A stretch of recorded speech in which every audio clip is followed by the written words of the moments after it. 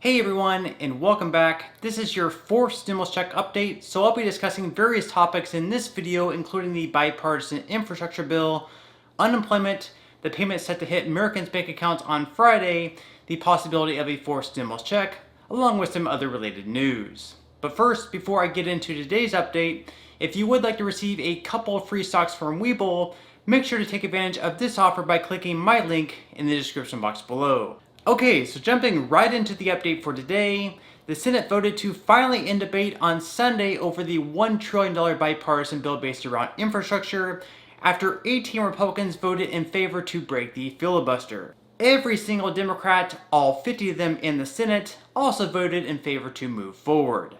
Because of this, the 2,700-page bill, consisting of $1 trillion more in spending, is that much closer to passing in the Senate. Of course, at the moment, House Speaker Nancy Pelosi and other progressive Democrats in the House have made things pretty clear that this bill won't be touched unless the Senate also passes the more partisan Democratic bill, which would create an additional $3.5 trillion in spending. Transportation Secretary Pete Buttigieg joined Chris Wallace to discuss the bill, where he talks about whether or not the bill can pass alone, or whether it will also need to be tied to the other partisan bill. Where do you see this bill right now?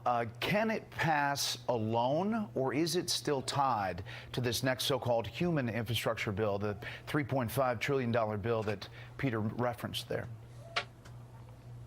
Well, the state of play looks good. The Senate is working through this amendment process. There's still a lot of procedure to be gotten through, but we are within days, possibly within hours, of seeing this historic legislation that's going to get us better roads and bridges, better ports and airports, a better future for our economy and creating millions of jobs.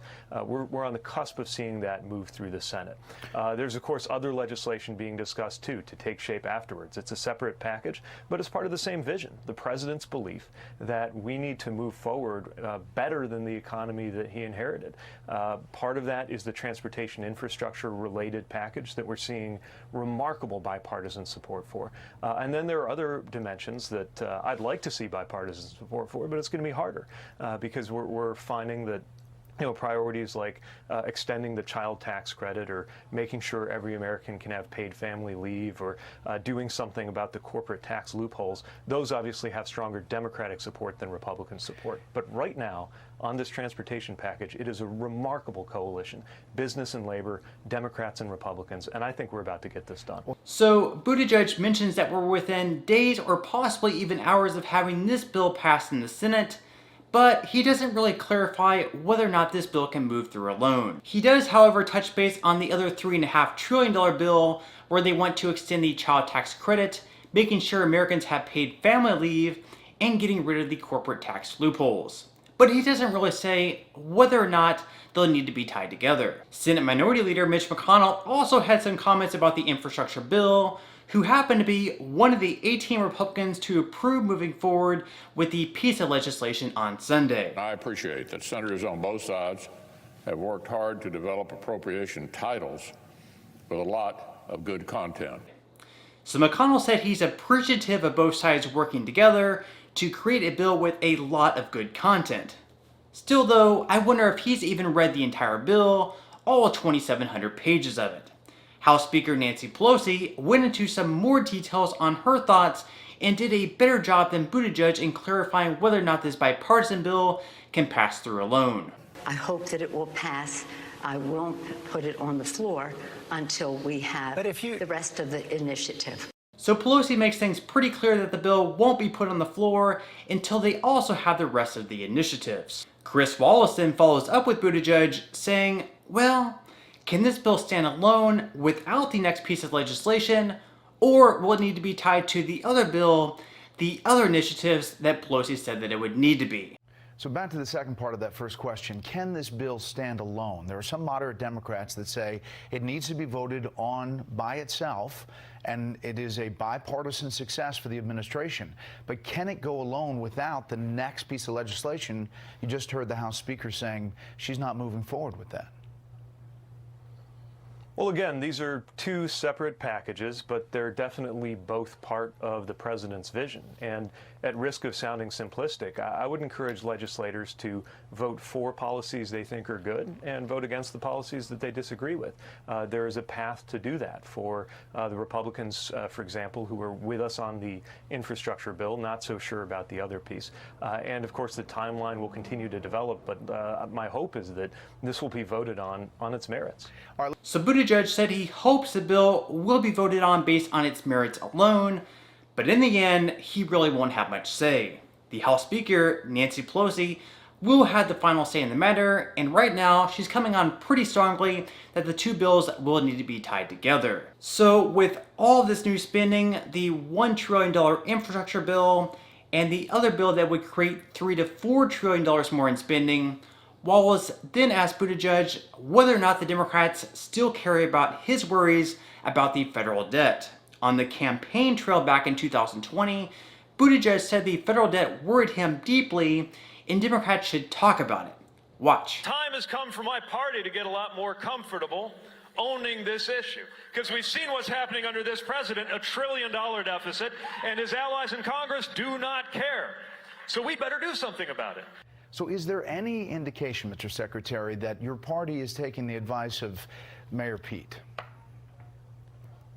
Absolutely, and you can tell because the president put forward a way for this to be fully paid for from day one when the American Jobs Plan was released. And the pay-fors that are in this bill are appropriate for a bill that's going to grow the economy and grow U.S. productivity.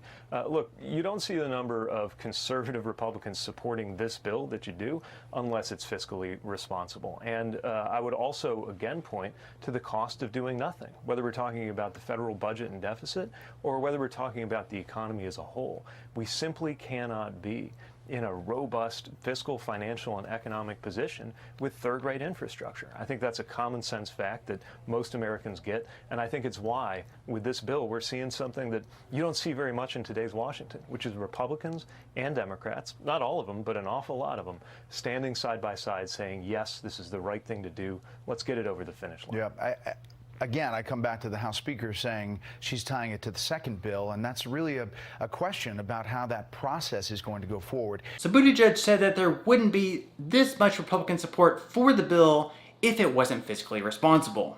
But again, as the House Speaker said, these two bills will need to be tied together.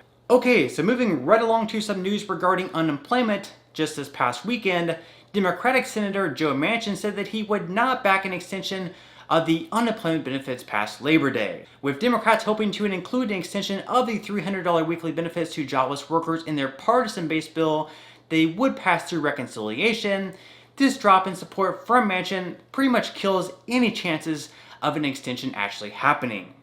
In a statement, the senator said, "I'm done with extensions. The economy is coming back. Look guys, read your own print. Read your own print.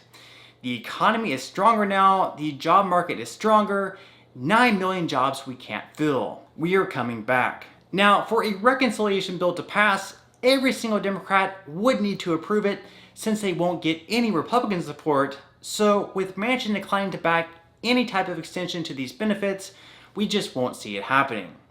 At the moment, around 9.4 million people are currently receiving benefits through PUA or PEUC, so without an extension, come September 6th, these people will see a big loss in cash flow. Of course, month by month, we are seeing a steady decline in unemployment, and with 9 million job openings in the United States, Republican senators and Joe Manchin believe that it's now the time to cut off these benefits. Alrighty, so on this Friday, Americans should see some more deposits begin to hit their bank accounts, and no, in case you were wondering, a fourth stimulus check has not yet passed. These payments will be from the increased child tax credit payments, where many Americans saw the first deposits take place last month for the very first time on the 15th.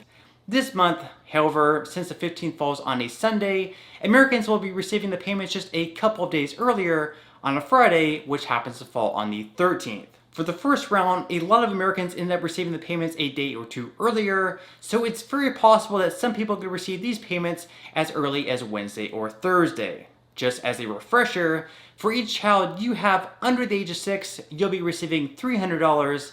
Then, for each child you have ages 6 to 17, in that case, you'll be receiving $250. Now, the way that these payments are determined is they're going to look at how old your child will be on December 31st of this year. So if your kid will still be 17 on December 31st of this year, you'll be eligible to receive $250.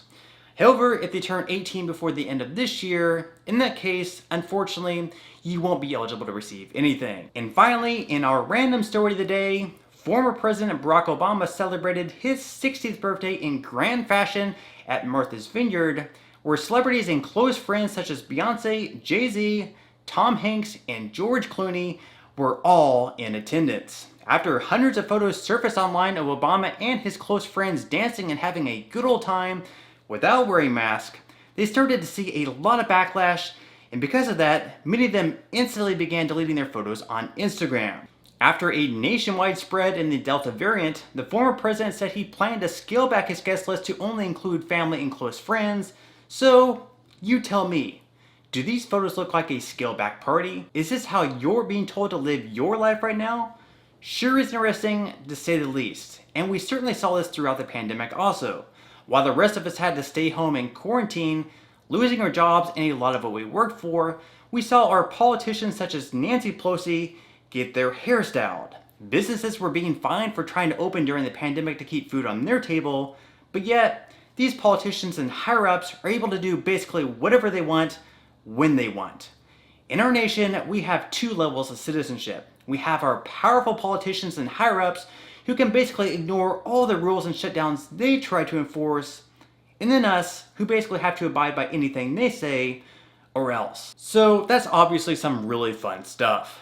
But on that note, I'm going to go ahead and wrap up this video. But before I go, again, if you would like to receive a couple of free stocks from Webull, valued up to $2,300, make sure to claim them by clicking my link in the description box below. Once you open an account with Webull, you'll receive the first free stock valued up to $300. Then, once you make a deposit of at least $5, yes, just $5, at that point, Webull will send you the second free stock, this one being valued up to $2,000. Once you receive the 2 free stocks, at that point, you can either use the $5 you deposited to invest in more stocks, or you can simply transfer that money right back into your bank account. If you'd like, you could even sell the free stocks that you received for whatever amount they're worth and transfer that money right back into your bank account as well. So, free stocks or free money, however you would like to think of it. So again, thank you so much for watching, and if you did make it all the way to the end, I would greatly appreciate if you could take just a few more seconds out of your day to like this video, share it, and also subscribe if you haven't already. And until next time, I hope you have a great rest of your day, and I'll see you in the next video.